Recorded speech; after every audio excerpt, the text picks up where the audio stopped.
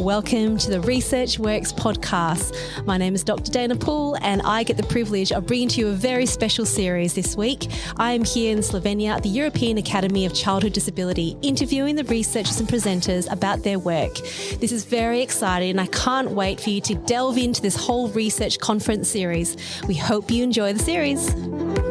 Welcome back, everyone. We are here, Research Works podcast at the EACD Slovenia Conference 2023. It is still the lunch hour, so it is a little bit busy, but hey, I think it creates a great vibe. I'm talking to a new friend of mine, introduced to me by the lovely Ginny Palig, and so now we've just been trying to connect and talk about our common interests. So welcome, and I'm really nervous I'll say your name wrong, so make sure you correct me. Álvaro Hidalgo-Robles. Perfect. No, that was not perfect. Say your name properly for me. Álvaro Hidalgo-Robles. Okay. See, I was quite far off there. PhD candidate from the International University of Rioja. See, there's things that my tongue doesn't quite do, you know. Yeah, I think I'd love to learn Spanish. Yeah, we do tricky things with the language in Spanish. I You know. never know when it's softy or yeah. Thank you for tolerating my inability to say pleasure. certain vowels. But look, I'm so excited to talk to you today. You're big advocate here for early career researchers. I see you walking around with your sticker that you have there and really trying to connect the whole group together. And I know you've got a few posters here too, and you've got some publications that are coming up, so we'll talk to you about that really soon. But what I thought would be really interesting to talk to you about today is kind of what your perspectives are on the conference so far. And well, let's start there. How have you been enjoying the conference so far and the content that we've been hearing? Wow, I'm enjoying a lot. I'm enjoying a lot, really. It's my first time here in Ljubljana and having this kind of views, you know, this kind of city. It's beautiful, and isn't it? sharing with friends and colleagues in this awesome conference. Yeah. Wow. Yep. It's like wonderful. the perfect environment for the perfect conference. Yeah. you put it absolutely beautifully, and I think that the topics that have been coming up the conference now, there's been quite a few common themes that have been going through, hasn't there? What has inspired you the most about this conference so far? Well, I am just inspired by the recent clinical session we have had regarding early intervention. Yes. We have in the EACD a recent group created regarding early intervention, a special interest group. Yes. And I've been seeing the amazing presentation from colleagues from Spain, also from a lot of countries of Europe, sharing really evidence-based things, approaching newborns, approaching infants, and I am quite inspired. It's an exciting place to be, isn't it? And early intervention, early detection and early intervention are things that I'm hearing about a lot at the moment. It's such an exciting phase, not just for cerebral palsy, but a range of other conditions like spinal muscular atrophy in the keynote this morning. Tell me a little bit about early intervention. I know this is a really big area of interest and a passion for you, and the evidence-based approaches. I think we're at a place now where more and more we know what evidence-based approaches are for early intervention. Obviously I'm from Australia, you're from Spain, but I think we're speaking the same language here. Yeah. So, what are some of the key aspects of early intervention evidence-based practices? Well, big what question. a good question. I know, question. sorry. I'll try to manage it. I think since my perspective, from the point of view as we have in Spain, we are we are at the very beginning of the early detection. So I think we are now approaching this new concepts regarding early intervention. Yeah. And for us, since our, as you know, very beginning experience, I think we appreciate this new techniques, these new evidence-based strategies, but we appreciate also, and I think it's quite important, the ingredients that underlie these new techniques. Yeah, that's right. Because when we are trying to do knowledge translation, and for us in Spain is quite difficult. You know, we have the language barriers, and we have some of different barriers that we are facing to be able to manage these big ingredients and know that enrichment environment and active movements and task-oriented and parental education are like the big things we have to take in Yes. account Yes. is really important. Yes. Yeah, when we approach clinicians, it is not the same that talking about some specific name or a specific techniques. Yes. Yeah. That approaching with the ingredients that we know. I like it that. is I like evidence-based. that. I like how you said that. I think in our previous episode, again with Diane Damiano, she was like, less about the names, more about the ingredients, because I think we can get so caught up in the names, can't we? And that can be a bit dangerous. So we know now more than ever what those key active ingredients are for effective interventions. And when we're talking about early intervention, it's so important we get that right, isn't it? Yeah. Yeah, so it has such a big impact. Let's take a flip side onto that now for the less evidence or non-evidence-based interventions.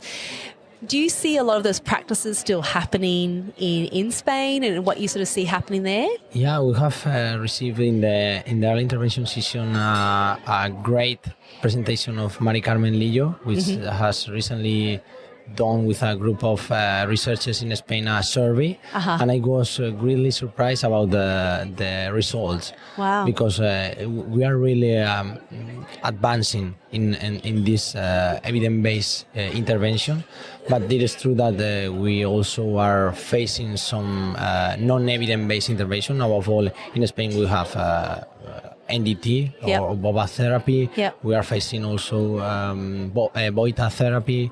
And I think it is quite culturally related with the information we give to students in the university. Because many of the programs in Spain, in the university degree programs, above all in my career, as my background as PT, all the pediatric information I received was mainly based on non-evidence methods. Wow. So it is really tricky to approach students or people who are interested in pediatrics with all these new concepts. Yeah, sure.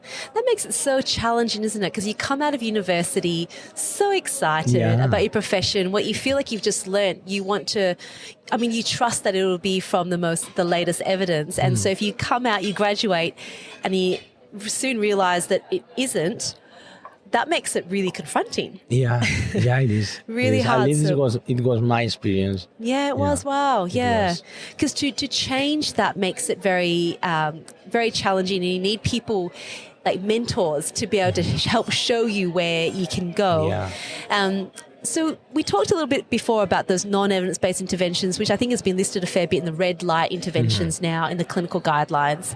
And they're often named interventions.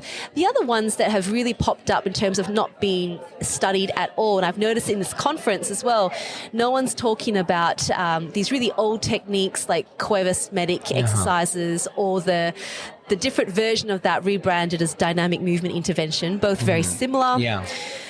I've noticed that no one's talking about that here, yet when we look on the internet and you sort of see the proliferation of these techniques, what's your perspective on that in terms of what you see? Well, I think maybe running in circles before answering, I think, for example, from my perspective in Spain, when we approach families with babies with high risk of CP, the component of the information, it is, I think, the most important component. Because when they receive all this information and they are able to know what is what we know in terms of strategies or in terms of intervention, they are able to recognize this kind of non-evidence techniques because I think it is always there's gonna be this kind of intervention, and when we finish with Cuevas medic, other name will come to us. But the more important point for that, I think it is information to the family, and it is the highest comorbidity we are facing in CP. I think you're absolutely right. And I think, again, the names make it confusing, right? Yeah. Like you say. So, like, you know, it might have started as Cuevas Medic, but it's changed to something else. And you can keep renaming it. But if we can't identify those ingredients of those interventions and go, actually, then they're not evidence-based, but at least to have that information so that families can make a choice. Yeah. Because we're not saying don't do it. We're just saying, look, it's not evidence-based, but make sure you know that before you go forward. Yeah.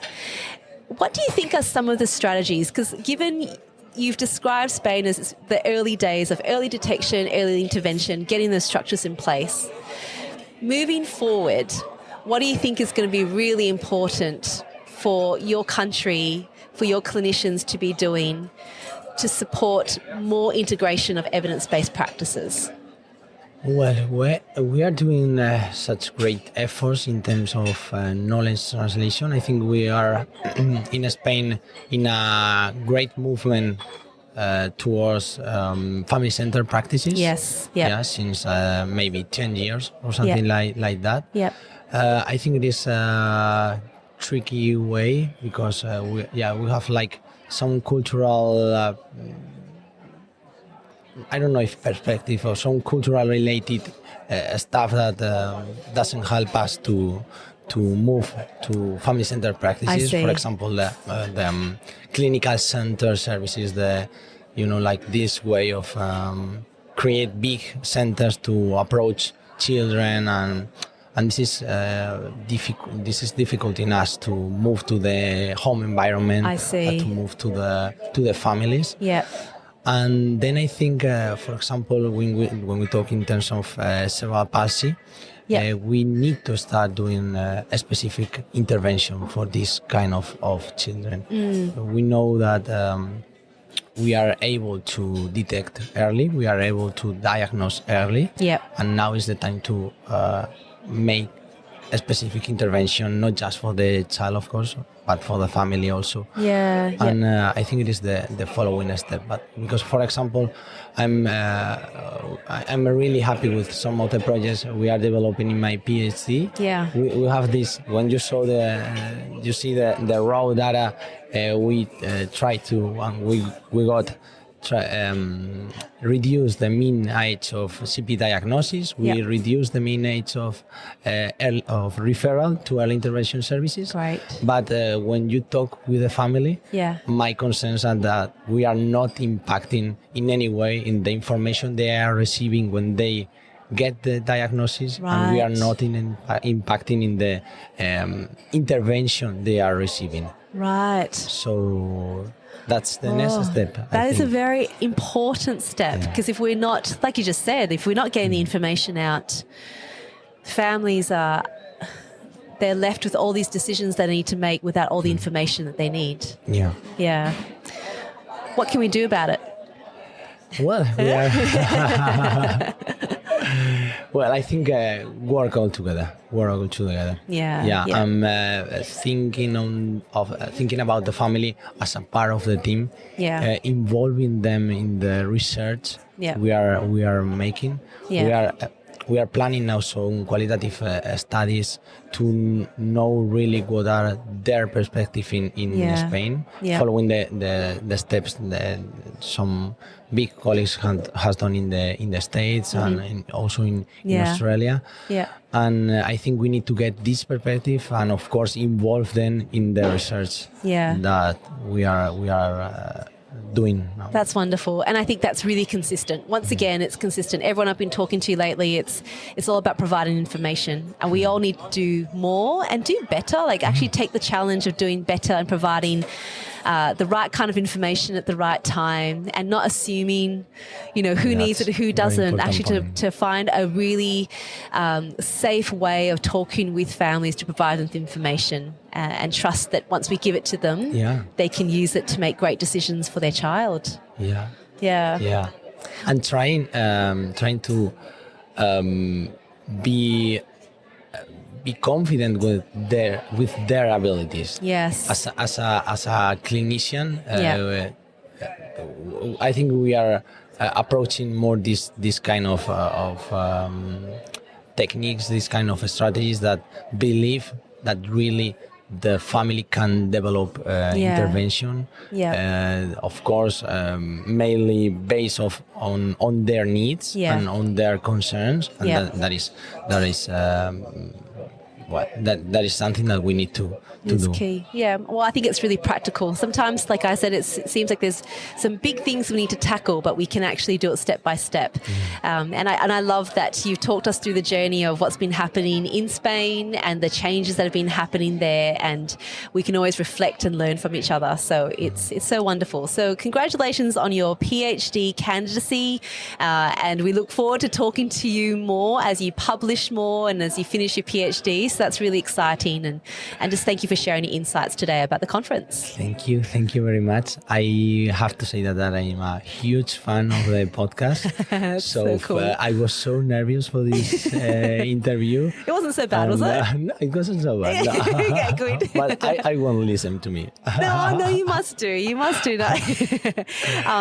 Thank you for listening. And this is the reason why we do the podcast. Ash and I set out to do this so that we could support clinicians and researchers to be more connected and stay up to date. And so now you've contributed to that as well. So thank you for being a part of that. Thank you very much. Thank you. And to all of our listeners, thank you once again for tuning in. There's still so much more content to come as well. So we'll keep interviewing people and you can feel like you're being part of the conference just like we are here. So thanks for tuning in, and I'll chat to you all again really soon. Bye.